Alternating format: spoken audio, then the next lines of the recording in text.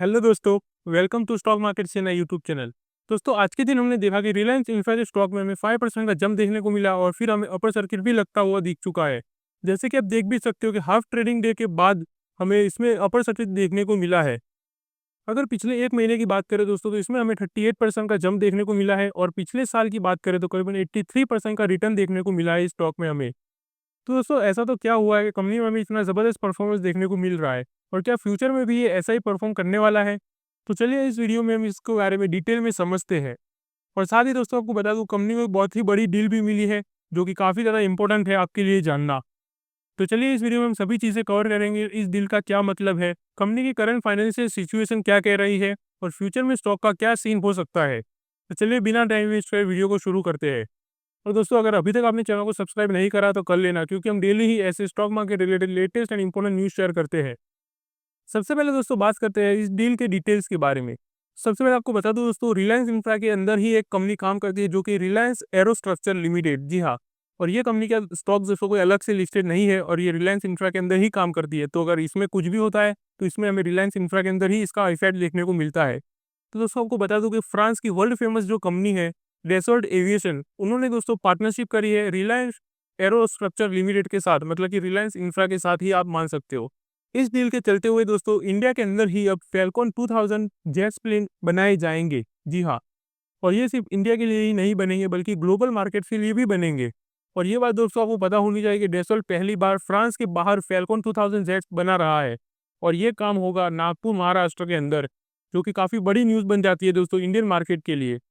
और इसी के साथ दोस्तों आपको बता दूं कि ये एक हिस्टोरिक मूवमेंट बन जाता है इंडियन एरोस्पेस इंडस्ट्री के लिए, क्योंकि इस डील के बाद इंडिया उन कंट्रीज के लिस्ट में आ जाएगा जहां नेक्स्ट जेन बिजनेस जेट्स बनाए जा रहे हैं, जैसे कि यूएस, फ्रांस, कनाडा और ब्राज़ील। और रिलायंस ने दोस्तों ये भी बोला है कि Nagpur facility centre of excellence बनेगी फैल्कॉन सीरीज के लिए, जिसमें फैल्कॉन 6S और 8S भी इंक्लूड होंगे, जो कि एक काफ़ी बड़ी न्यूज़ है दोस्तों ओवरऑल अगर देखें तो। और इसी वजह से हमें आज के दिन इसमें 5% का अपर सर्किट भी देखने को मिला है। ये तो हो गई दोस्तों एक न्यूज़, लेकिन इसी के साथ एक और बड़ी न्यूज़ आई है जो कि आपको जानना काफ़ी ज़्यादा इंपॉर्टेंट है और इस न्यूज़ का भी दोस्तों हाथ है आज के दिन जो अपर सर्किट लगा है उसके अंदर। क्योंकि दोस्तों आपको बता दूं कि रिलायंस इंफ्रास्ट्रक्चर ने अपने promoter group entity rise infinity को 1.25 करोड़ शेयर्स अलॉट करे हैं एट ₹240 पर शेयर के हिसाब से। मतलब कंपनी में अब 300 करोड़ का फंड इन्फ्यूजन होगा।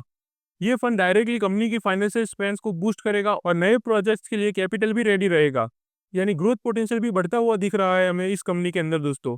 और ये एक दूसरा न्यूज़ बन जाता है दोस्तों, जिसकी वजह से हमें आज स्टॉक के अंदर काफ़ी पॉजिटिव मूवमेंट देखने को मिला है।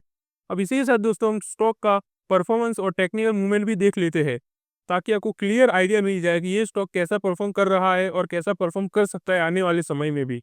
तो जैसे कि आप देख सकते हो दोस्तों कि कंपनी का स्टॉक अभी 128% अपसाइड चल रहा है 52 वीक लो से। मतलब जो 52 वीक लो चला गया था ये स्टॉक, उससे अभी 128% का गेन हो चुका है कंपनी के अंदर, जो कि काफ़ी ज़बरदस्त जंप करा है अपने लो से। और अगर 52 वीक हाई की बात करें तो उससे सिर्फ 8% की डाउन चल रहा है अभी। मतलब काफ़ी ज़बरदस्त परफॉर्मेंस दिया है दोस्तों कंपनी के स्टॉक में।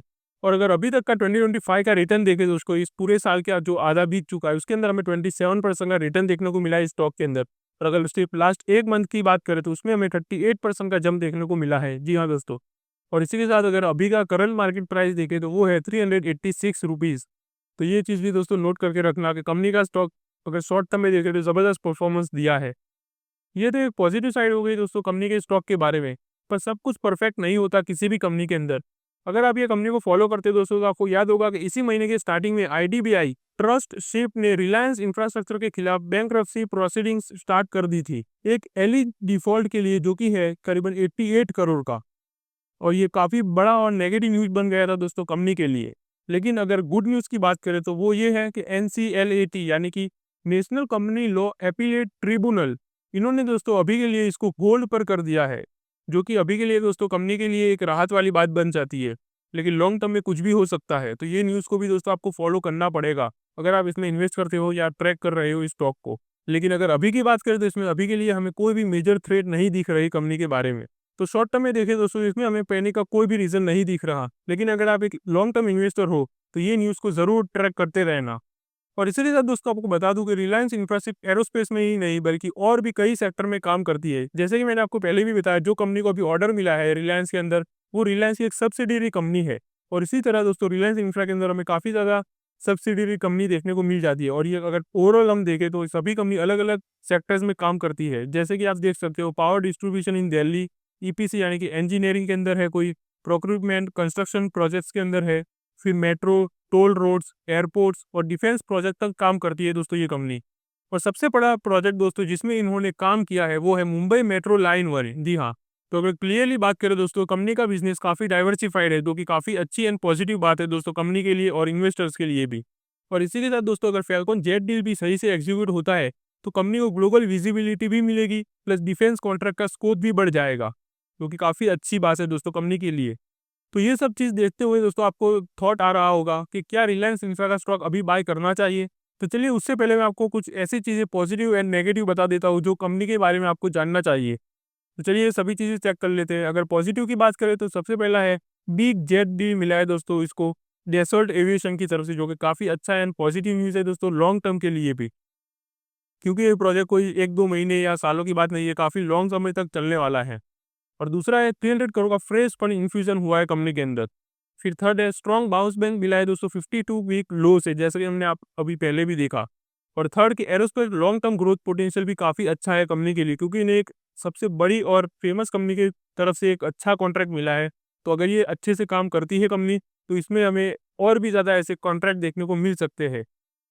और अगर नेगेटिव साइड यानी कि कॉशियस साइड की बात करें दोस्तों, तो सबसे पहला है लीगल ओवरहोम आईडीबीआई मैटर। जी हाँ, अगर ये मैंने आपको पहले भी बताया कि इसके बारे में भी आपको न्यूज़ ट्रैक करता रहना पड़ेगा, क्योंकि अभी के लिए तो ये होल्ड पर है, लेकिन कभी भी ये न्यूज़ बाहर आ सकती है। और अगर ये एक नेगेटिव न्यूज़ बनती है तो स्टॉक में हमें बड़ी गिरावट भी देखने को मिल सकती है।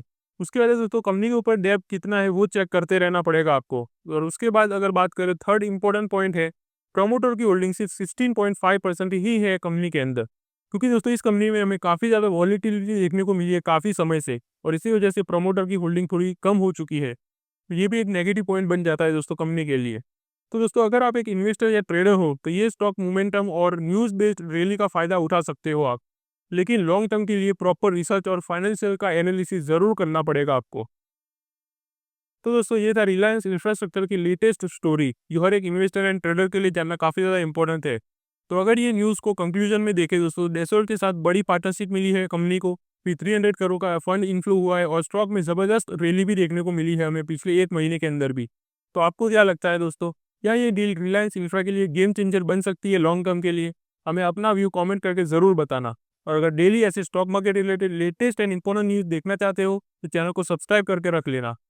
तो चलिए मिलते हैं अगली वीडियो में, तब तक के लिए हैप्पी इन्वेस्टिंग।